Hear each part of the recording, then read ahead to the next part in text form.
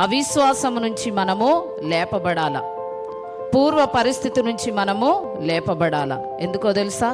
దేవుని మహిమ మన మీద ఉంది కాబట్టి నీ పరిస్థితులన్నీ కూడా నువ్వు తొలగించుకొని నువ్వు లేచి నిలబడు అంటున్నాడు దేవుడు. ఎక్కడ పడిపోయామో మనకు తెలుసు, ఏ స్థితిలో పడిపోయామో మనకు తెలుసు. కానీ దేవుడు అంటున్నాడు, లెమ్ము తేజరిల్లుము, యెహోవా మహిమ నీ మీద ఉదయించెను. హల్లెలూయా. ఎందుకు లేచి నిలబడాలండి? దేవుని మహిమ మన మీద ప్రకాశించుచున్నది కాబట్టి మన పరిస్థితిలో నుంచి మనము పైకి లేవాలా. కూలిన స్థితిలో ఉన్నావా? పడిపోయిన స్థితిలో ఉన్నావా? మరి అనాలోచితంగా ఎక్కడైనా తప్పు చేసి మరి భయంకరమైన పరిస్థితిలో, శోధనలు, బాధలు నువ్వు ఎదుర్కొంటున్నావా? దేవుడు